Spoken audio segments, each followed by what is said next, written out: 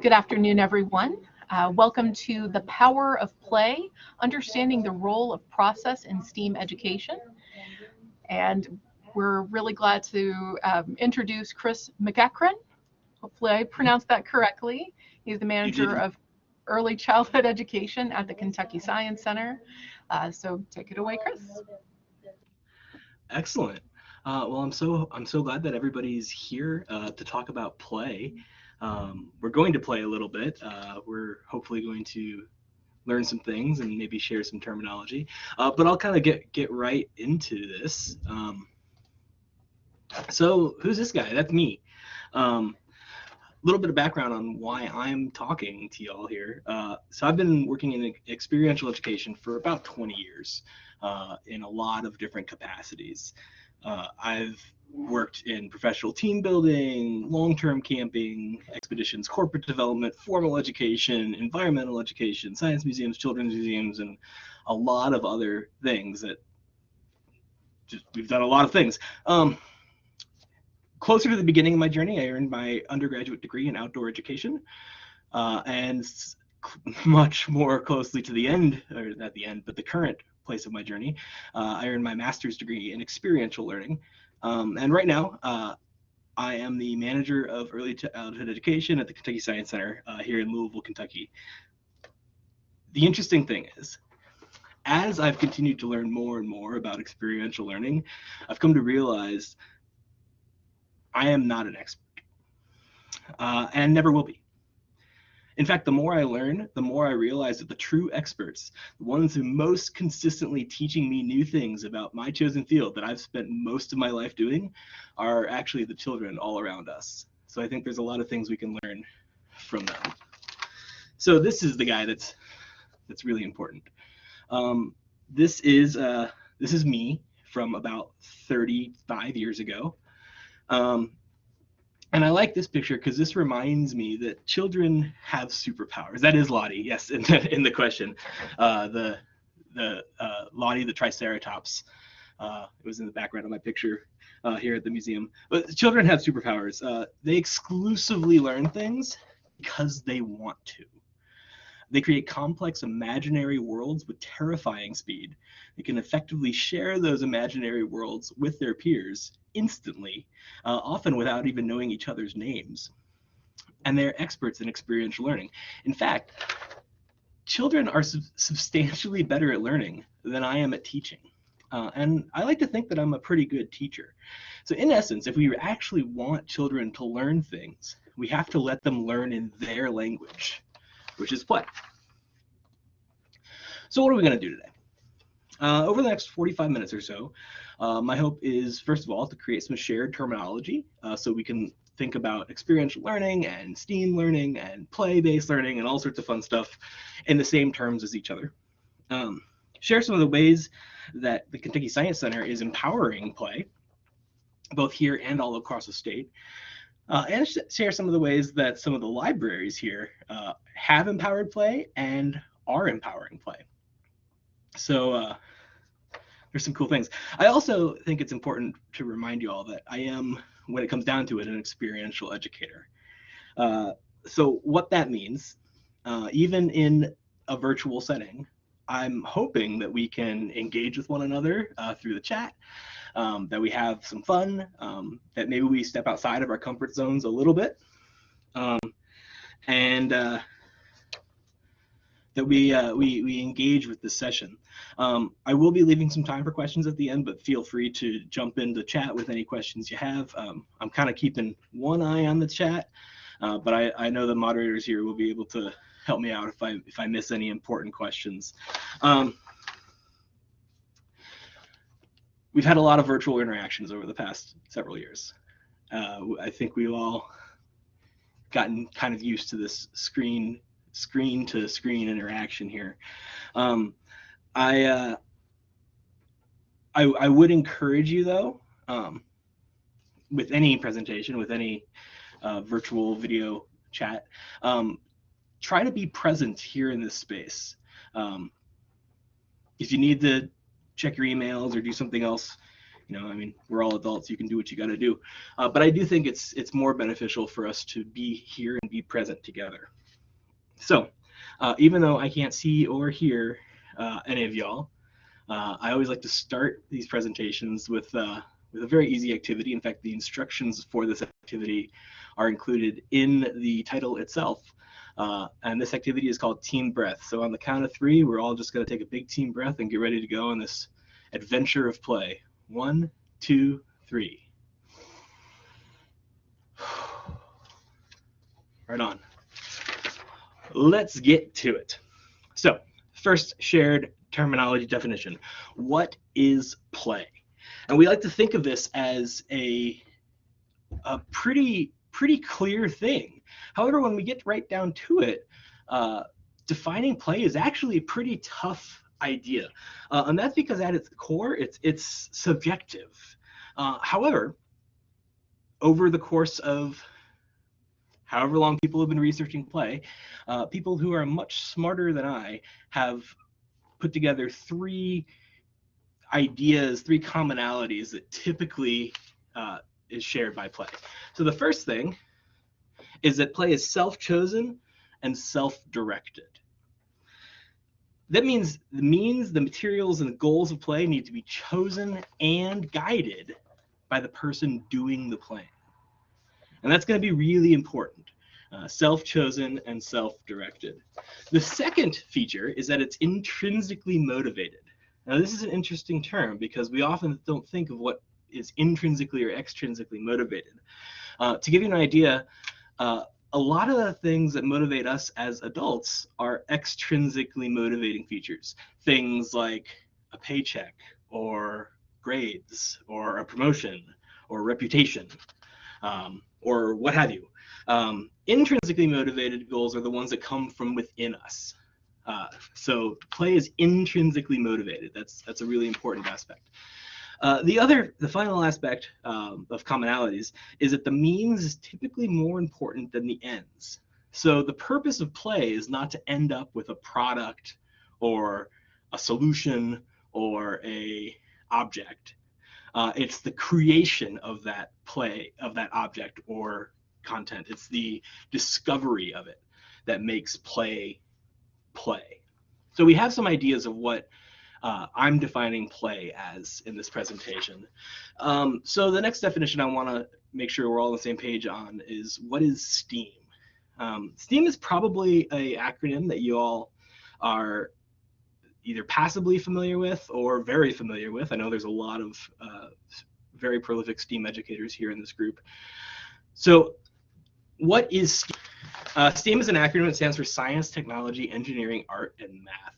And it's typically used to lump together those concepts of learning to move forward as one concept. This is where it gets kind of interesting, though. What does it look like for children?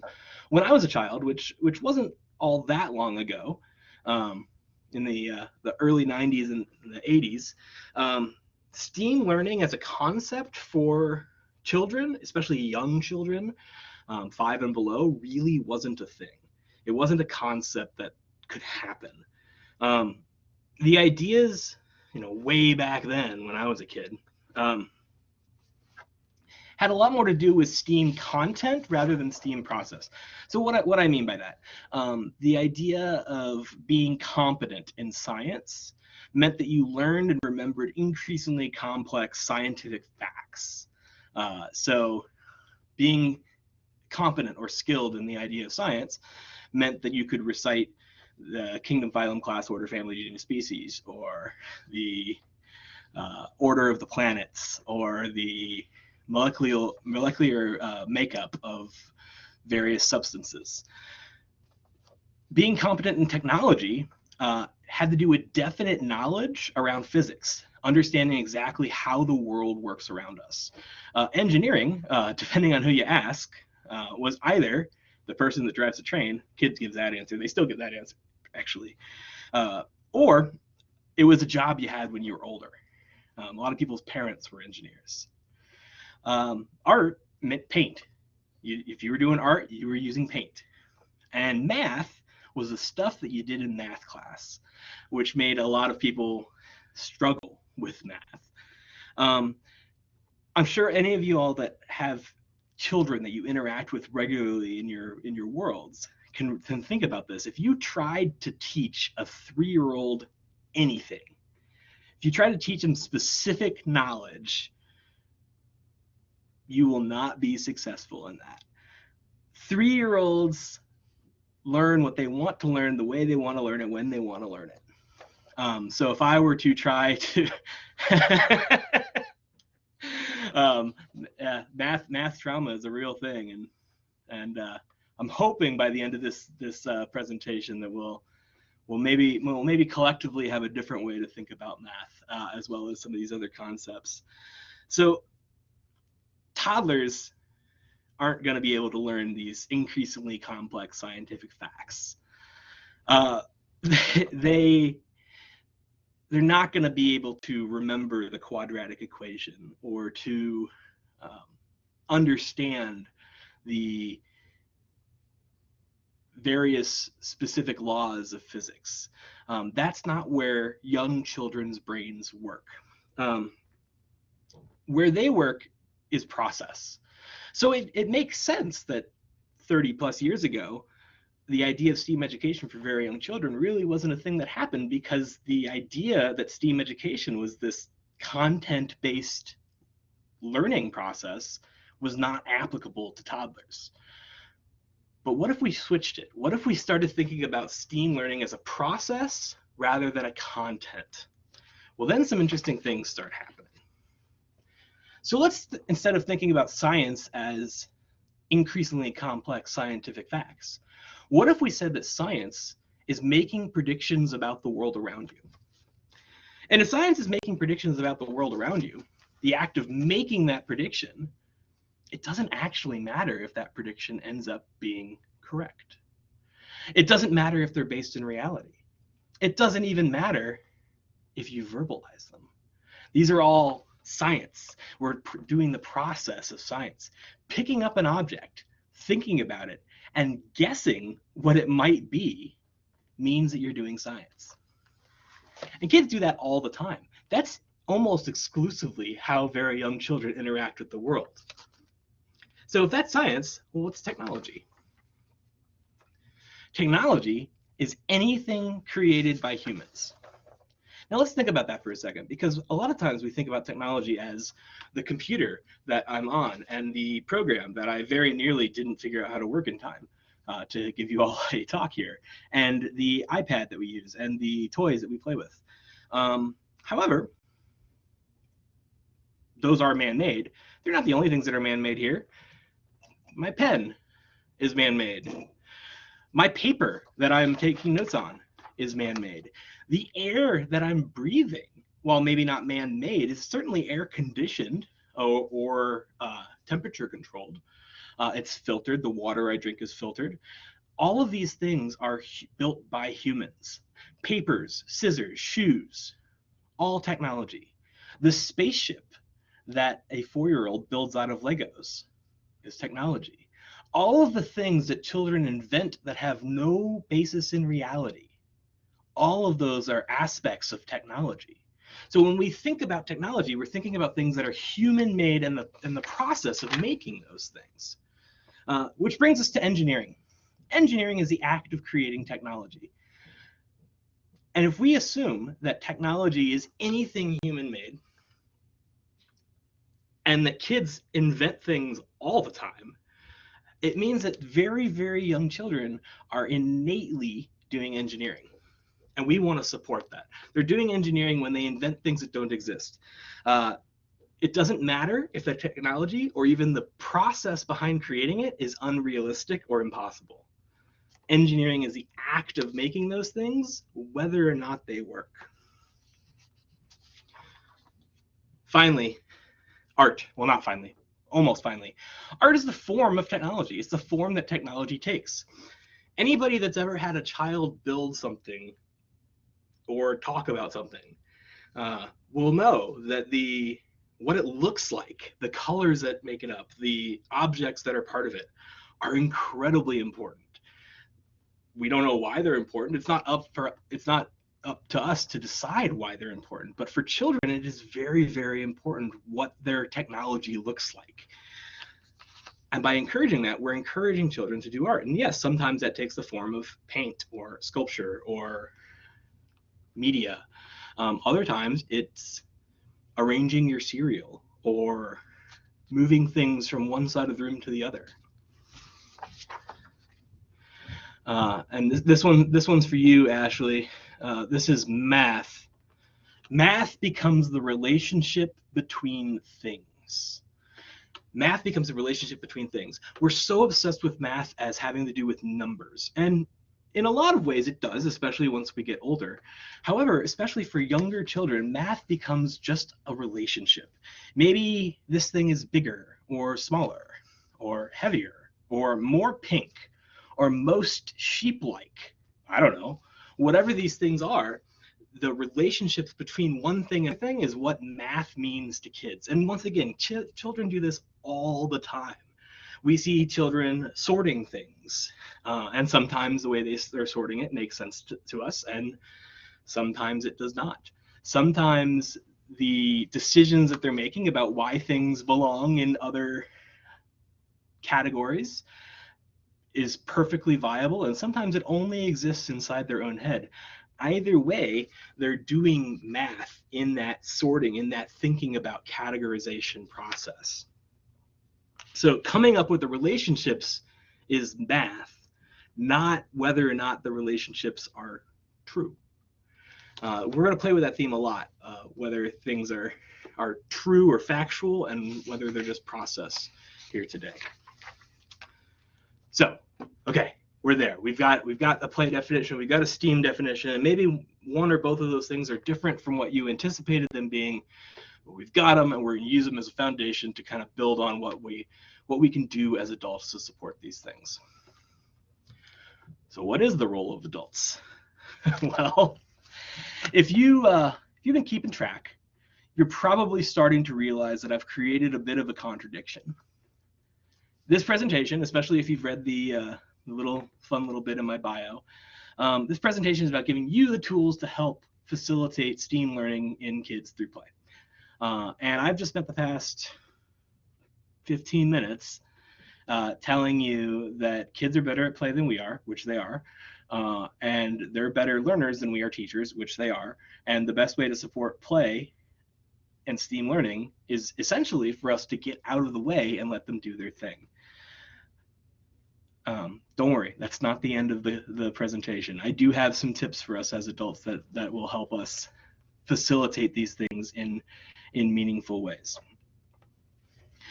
Remember that when it comes to play, especially play-based learning, the content, which is what we often try to teach as adults, plays second fiddle to the process, which is invisible and for many kids very convoluted, at least compared to our adult brains.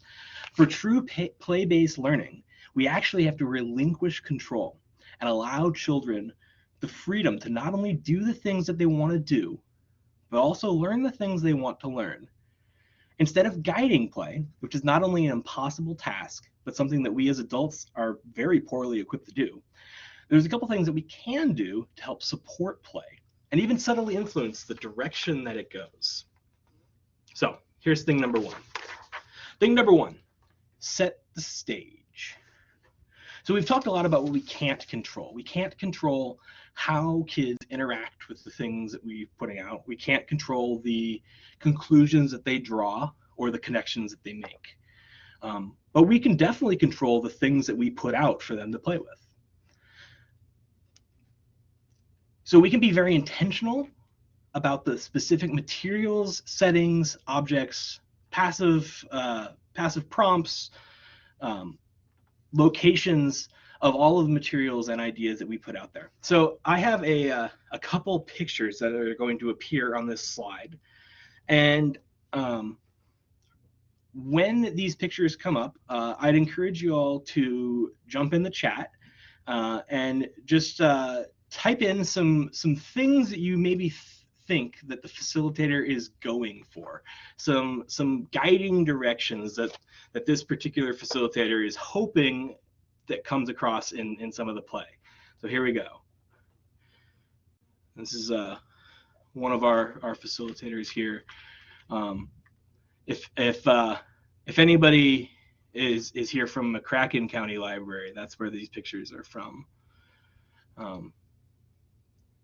So drop some stuff in the chat. What are some things that you're thinking the facilitator might be setting the stage to? Creating patterns. Awesome. Thanks, Regina. Yep, there's definitely a lot of patterns we can see here. Not a right or wrong answer. Ocean science. We got ocean science, Ashley. Underwater, Lauren. Excellent. It's a little harder to see. It says, what makes these animals the same? What makes them different? So in ritual sacrifice, Lauren. Yeah, well, I hope not. But you know, if that's where it goes, that's where it goes. So yeah, a couple of you kind of saw what she was trying to get at. This particular one, she was trying to look at underwater animals and kind of how they're similar and how they're different. Some of the kids that came in and played with this space probably understood that. Some of them probably played Teenage Mutant Ninja Turtles with our toy turtles. Some of them maybe built houses for these animals out of blocks.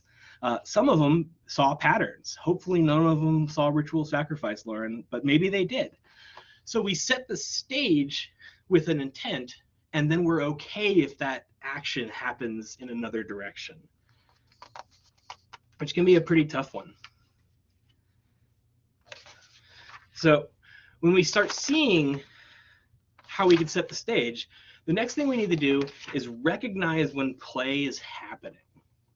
Recognize when play is happening. So here are two pictures, although we can use any image we have in our brains about when play is happening. I think play is a little easier to recognize when kids do it.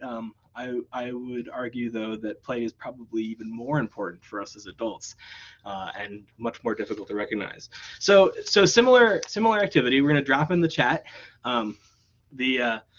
the things that you're noticing in this picture, and we're going to use our aforementioned definition of play as part of that. So the first part of that definition. Play is self-chosen and self-directed. So what are some things that are going on in these pictures that indicate to you that these activities are self-chosen and self-directed? What do you think?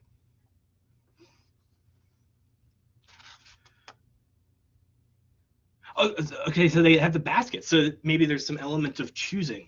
They're choosing what shapes they want and picking out their own materials. There's a large amount of things there that they can choose from. Yeah.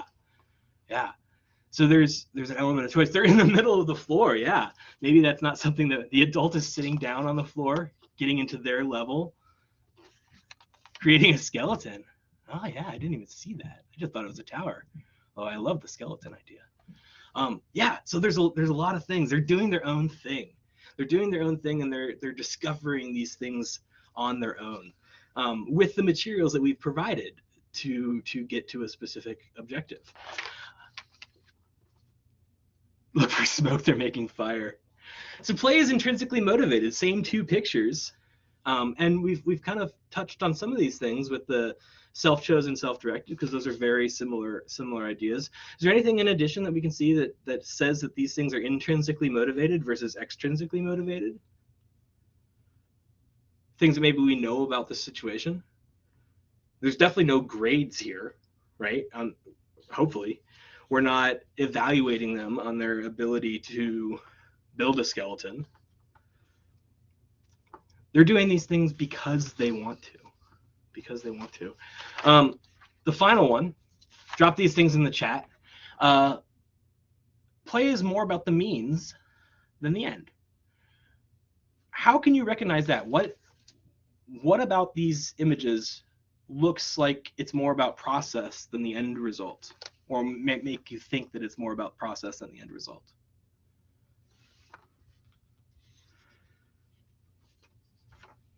What do you think? I know now we're getting into some little bit harder questions. Any thoughts? It's all different. Yeah, everybody's doing different things. It's more about how they're building than what they're building. There we go. Now it's coming. Shopping children are deeply absorbed in what they're doing. Absolutely. There's no clear starting or ending point. It's just what they do when they want to do. No formal reward. There's not a model for them to copy. Oh, these are great. These are great. No examples of what to build. They're building on their own. They're combining things in different ways. A really important aspect of this too is none of these materials, and we do use consumable materials for sure, but none of these materials in these pictures are consumable. They don't get to keep any of these things. They have to keep them at the exhibit. So they're exploring this process. Yeah, I like that. Okay, so step 3 that we can do as adults. We can support, we can empower, and we can assist in play. We can't guide it, we can't control it, we can't direct it, but we can support it. So there is an innate power differential between children and adults that is reinforced by everything about their lives. There is a very reasonable power differential between parents and children. There is a necessary power differential between teachers and students. So that's this normal process that both children and adults kind of fall into. When it comes to play, though, we as adults have to be very intentional about recognizing when we're getting into that role and stepping away from it. We can't be the boss of play. We just can't. So because of that innate power differential, it's really easy for adults to fall into a leader role. They're better at play than we are. Allow them to direct play. And I think, I imagine that for those of you that have interacted with very young children, you've experienced this. You've maybe thought you've had an idea of what was going on and you made an action. Maybe it's, oh, I'll take this little football and put it over here. And immediately you were told by a child that you've done something incorrect. That football does not go there. It clearly goes over here. And you don't know why, and they can't explain it, but you were definitely in the wrong. And that's a great example of children taking ownership over their play. So be aware of those situations and build from there. The picture on the right is a picture of our giant light bright, which is a super fun thing, and kids like to sort and do all sorts of fun things. And there was a couple weeks ago, I was at a library with a yes, it is super fun. I was at a library playing with the light bright with maybe a 6 or 7-year-old, and he had sorted all of the colors into rows. Which is it's a thing that normally happens with the light bright. Kids like to sort the colors. So I said, oh, we're sorting the colors. And he looked at me like I had 2 heads. And he said, no, I am not. And I said, oh, what are you doing? And he said, well, the colors are in a battle.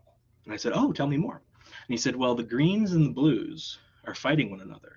And the reds and the yellows are supporting the greens and the blues. So it all depends on where the reds go that determines the outcome of this battle. And I mean, all it was colored pegs on a light board. And I recognized that I was way out of my league with the level of play that he was exhibiting there.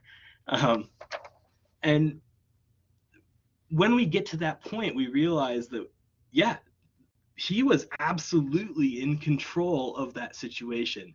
He was deciding how the play happened. And if I came in there and said, well, this doesn't look like a battle to me, or if I grabbed the red pieces and said, I'm going to use the red piece to support the green or whatever, I would be taking control of that play. And that's not where I want to be. So step 4. Well, 3-5 actually. We want to ask questions without correct answers. For adults, that's hard. For us as adults, this is tough. We like correct answers. We like the idea of things fitting into their nice little boxes and having factual information. So that inherent bias, which is often a good thing. That's a part of how the world functions, is having truth. It's so hard, Amy. Amy says asking open-ended questions is hard. It is so hard. That bias, that desire for correct answers, comes out in our questions, and sometimes without us even knowing it. So we want the story to resolve. We want there to be an ending. Yeah, anybody that watches a TV show with a cliffhanger at the end, it just drives me crazy. So I've while we could do an entire presentation, probably an entire conference on asking open-ended questions, I did want to provide you all with just a couple very simple, very objective terminology changes that we can use to help turn our inherently closed-ended questions into slightly more open-ended questions for kids. So the first one, add the phrase "do you think" after any question word. This one is magical. If I were to say, why do kids like open-ended questions? If I ask that question to you all right now, it implies that there's a correct answer, right? Why do kids prefer open-ended questions? Well, I'm waiting for you to give me that correct answer. But if I say, why do you think kids prefer open-ended questions? Then anything you say is inherently correct because you believe it, you think it. If I said, what time is it? That implies that there's a correct answer. If I say, what time do you think it is? Or what, you might have to change it away or change it around to be grammatically correct, but what time do you think it is? Or how do you think these things come together? Or when do you think is the best time to add the flour in the water? If we're trying to build these open-ended questions, just by adding the phrase, do you think, to any question, it opens it up in a big way. I think that's kind of a cool little trick to use. Another, they can express what they think, and what they have to say matters. Yeah, you're exactly right, Karen. When children, I'll go back to this other one here. This is, I put this first because this is my favorite one. I think it's the easiest one as well. We want children to be discoverers of knowledge, right? We don't necessarily need them to memorize all the facts in the world. In fact, I have almost all the information in the world right here, right? I have access to content. What I need to know is I need to know how to curate it. I need to recognize that my perceptions of the world are valid. So yeah, we're honoring and empowering their thought process in this idea. So we're going to ask follow-up questions about their process. So let's say I don't have my cool fossil here. I wonder. Yeah, Amy says I wonder. That's another excellent one. So we're asking follow-up questions, especially when their process leads them to answers that maybe we didn't expect or don't want. So an example of that is if I were to hold up, I have all sorts of toys on my desk, so I have to pick which one I want to play with. If I were to hold up this cupcake thing, and were to ask a child what it is, what they think it is, and they might say it's a cupcake thing. And maybe I even think that's correct. And maybe I say, that's correct, good job, right? That ends the conversation. That ends the process. But if they were to say it's a cupcake thing, I might say, well, why do you think that? And maybe they would say it looks like a cupcake thing that my parents have at home. I say, oh, so do you think that when things look similar, they have similar tasks or similar functions? What other things look similar do you think works well with this? So we can totally go down that track. Here's the fun thing, though. The exact same process happens if they're just way out in left field with what they think this is. So if I say to a child, what do you think this is? And they say, well, this is clearly the fossilized head of a pink worm. And I follow up exactly the same way. Why do you think that? What information are you gathering that leads to that conclusion? Well, it kind of looks like a mouth, and worms are pink, and it has some little frillies to help it get through the dirt. Oh, and we just keep going the same direction, right? What they say is going to sound terrible as an early childhood person. The conclusion that they come to does not matter. The process of getting there does. Yes, yes, exactly. The why questions we hated being asked, but we're gonna throw a little difference on there, because we're the why questions I hated being asked as a kid were the ones where I felt like I didn't know the answer. But if I were to say why, if I were to ask why do I think, or what things look similar to this, then we start to think about not a correct answer. Kids are smart. They don't want to be wrong. So if we create the space for them to be correct, regardless of what they say, then they're going to respond pretty well to that. We have a large fossilized coral in our exhibits here at the museum, and the answers that kids give of what this thing is amazing. The most frequent one is a giant's brain. They love that. Okay, and this is the key here. We got to be okay with the conversation going in a different direction than we expected. And children may shut you down. No, I don't want to talk about that. I'm done with that. Let's talk about dragons. Okay, cool. Let's do that. Because in this style of learning, in this style of informal STEAM-based learning through play, we want the children to be empowered to follow their own excitement, to follow their own passions. So the fourth open-ended question tip, you're going to recognize that in this process, children are becoming discoverers of knowledge, not merely recipients.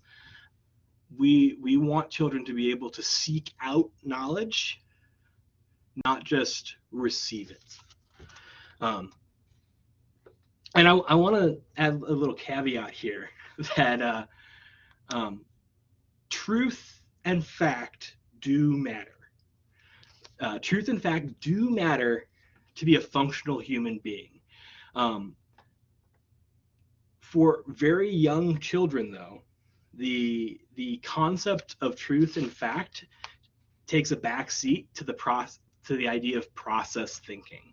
Process thinking is going to lead to truth and fact. It's not the other way around. So we want to recognize process learning. And one of the ways I have my staff do that, this is another type in the chat feature, is I'm going to show you some pictures on this slide. And as these pictures pop up, I'd like you to pop in the questions that you think kids are asking themselves, because children ask themselves questions all the time. Most of these questions are never vocalized. Some of these questions, the children might not even be aware they're asking themselves these questions. An example might be, does this thing fly? Or, I mean, for me, maybe many very young children, 6-month-old, year-olds, it's, what does this thing taste like? Or can I put this in my mouth? There's all sorts of questions that kids are asking. So I'm going to throw some pictures up on the screen here, and I'd like you to type into the chat the questions that you think they might be asking themselves, whether or not they know it. So we have some kids playing with a roller coaster here. What sort of questions do you think they might be asking themselves? Any thoughts?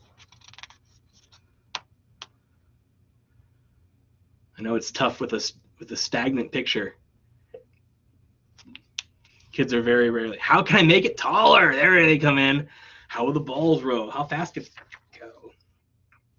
Oh, we got everybody's favorite, some big blue blocks. What do you think some of these kids are asking themselves?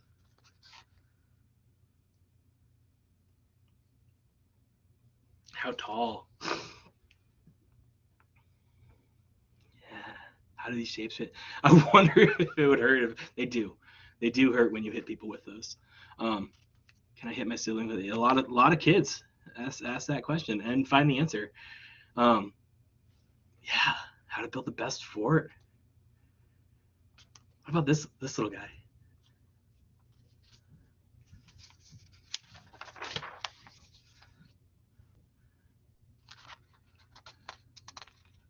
What sounds will these make? Oh, cool. I like that. Yeah. What makes these different? Yeah. So by looking at these scenarios, and these are just, can I pick something up with this? Oh, I love that question. When we think about these images, these are stagnant pictures on a small computer screen. And you're able to identify all of these questions that kids might be asking themselves. So imagine how much more robust that is in real life when you are seeing a child engage with an object or engage with an idea. How to make different sounds with these? Yeah, absolutely. We have these questions, and when we can recognize these questions as facilitators, we can support them and we can ask new questions. So maybe for this little child on the right, if we think he's asking himself, what sounds will these make, maybe I'm going to pull out something else interesting that's not on the table, and maybe I'm going to tap it on the table or tap it against something else, to encourage some other questions. It, there's some neat things that happen with questions. So, what is the role of written instructions? We love written instructions. As adults, they help our brains work. Written instructions, no matter how pretty we make them, and I'm sorry for any marketing people here, no matter how pretty we make them, they are never ever for the child. They are always for the adults. They are for the people that make the programs. They're for caregivers that join with the programs. They will not, most of the time, impact how a child interacts with the stuff. That being said, written instructions can really help with our interpretation of these activities.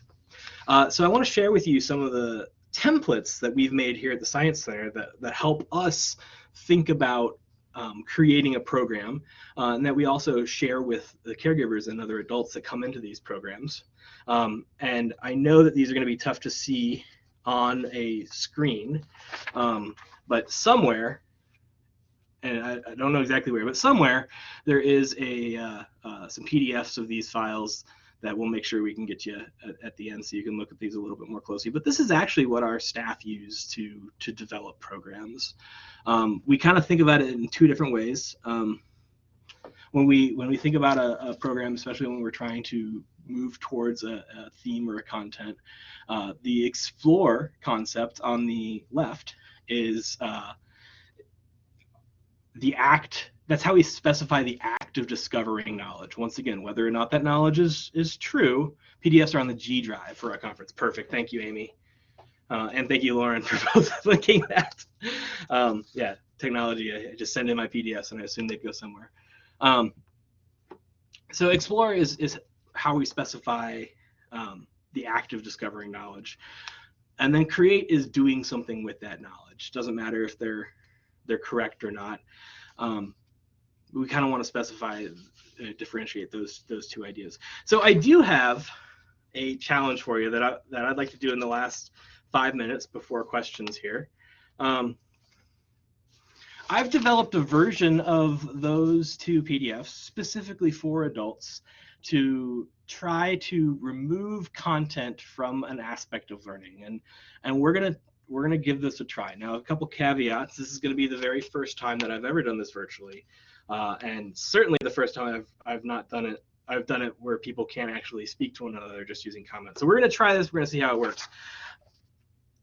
The first task, and if you're comfortable, I'd like everyone just to go ahead and do this. Grab between 5 and 8 things around you. It could be anything you want. Pen, dinosaur tooth, pair of glasses, whatever you want. Doesn't matter. Just a couple things around you. And yes, even that thing that you're thinking about, maybe you shouldn't do. Any 5 to 8 things. In a moment, but not yet, I'm going to pull up 2 new PDFs on the next screen. And this is an explore and a create. So remember, the explore is about discovering knowledge. The create is about using that knowledge somehow. And as I've stressed many, many times, it doesn't matter if the knowledge that we discover is correct or the way that we use that knowledge realistic. We're gonna see if we can do something with the objects that you've chosen. We're going to try to do some things over the chat. So I'm going to pull up this next slide. Take a minute or two just to skim it, read it, whatever you got to do. And then we're going to try to use the objects that you've hopefully gathered to accomplish these tasks. As you have thoughts on what you're doing or why you're doing or maybe what the solutions to these things are, go ahead and type them into the chat. Well, it's going to be kind of people are doing a lot of crazy things, and we're just going to see what happens. So here we go. Today we are graphing with fetches. Everything you need to complete this task is either in front of you or in front of someone else in this meeting. With that, I'm going to stop talking and let you all spend maybe about 3 or 4 minutes figuring out what in the world this means. Type some stuff in the chat as you have thoughts, and I'm gonna shut up for a couple minutes. Go ahead, and PDFs for these are also in the G Drive.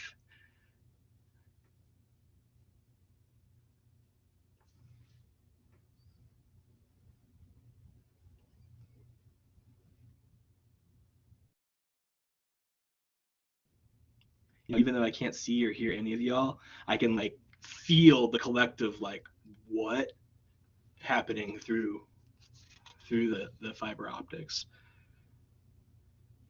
Yeah, is that a thing you can do? I don't know how this program works. Please. I can, because I'm the moderator. Unfortunately, the webcams are off for participants. So let's see what it came up with. It kind of keeps falling apart. Okay, I'm going to share video. All right, let me make sure this is on me. Okay, I can barely see myself. So, this is, I think, a really innovative zombie who has managed to procure his own brain to carry around. He's got his little stand made from a clip. He's got some weapons. This is actually a pen that the former youth services consultant, Krista, gave me before she left, knowing that I would appreciate it. Zombies are always relevant. Indeed. Awesome. Thank you, Lauren. You're welcome. Let's see. If you quack a yab, you can make flowers. If you quack a yab, you could throw up. It's true. Both of those things are viable options for the yab quacking. Quack a squeakadile could make you throw up. Yeah, clearly, of course. It's all sorts of stuff. My guess is I imagine a lot of y'all are sitting with a couple things at your desk or at your computer and just looking at this, trying to figure out, man, is it too late to jump into another presentation? I promise you there's a reason for this. So what was that? So a little bit of background. Several months ago, I was asked to present to the Kentucky Science Center board on process-based learning. There was about 45 people in the board. It's a huge board. And they said, you have 4 minutes to talk to them about process-based learning. A flirst can also be a quine under a blue minute. Sure can, Lauren. So they said I have about 4 minutes to talk about process over content learning. And I thought, well, how am I going to do that with a bunch of accountants and lawyers from downtown Louisville? And the way I figured out to do that is with this stuff. I took content out of it and replaced it with a bunch of nonsense. In fact, the file names these actually are called Nonsense Explore and Nonsense Create.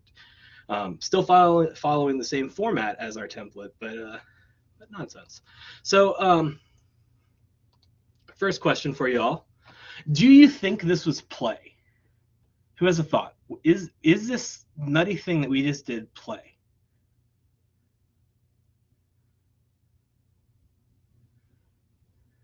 Yes. Definitely yes. Okay, so we think it was play. What knowledge did you discover? Oh, everybody seems to say yes. What knowledge did you discover quacking with foxes?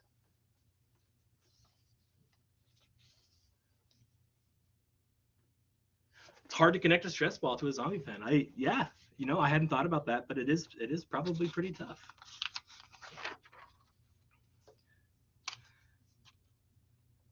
This is where it gets a little harder for adults, because we like to think of knowledge as something truthful. Rubber bands come in handy. Yeah, rubber bands do a lot of cool things. Yeah.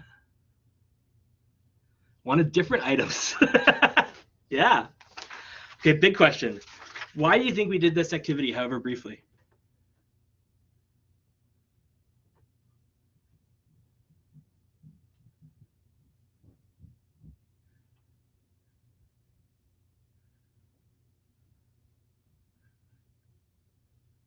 I think you find a bellwether. Oh, yeah. Help us open our minds, help us play, help us think outside the box. Yeah, these are all great. These are all great ideas.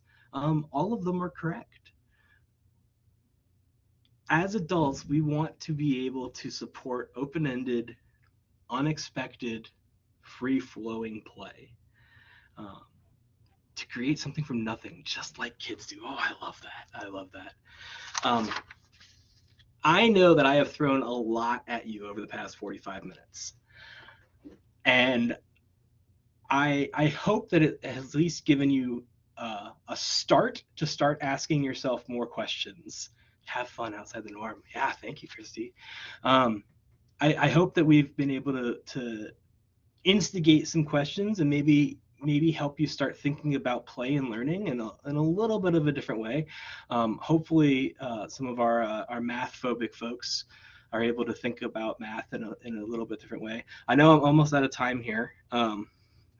But if anybody has any questions that you didn't get to ask during my presentation, feel free. If not, we are math survivors. We sure are, Lauren. If not, you have all of my contact info here, and I'm happy to answer any questions or just even respond to any comments people might have.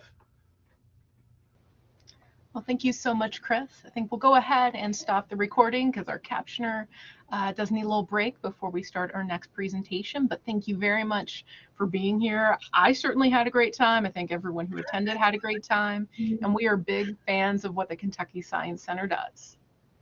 Well, thank you for having me. I appreciate being here.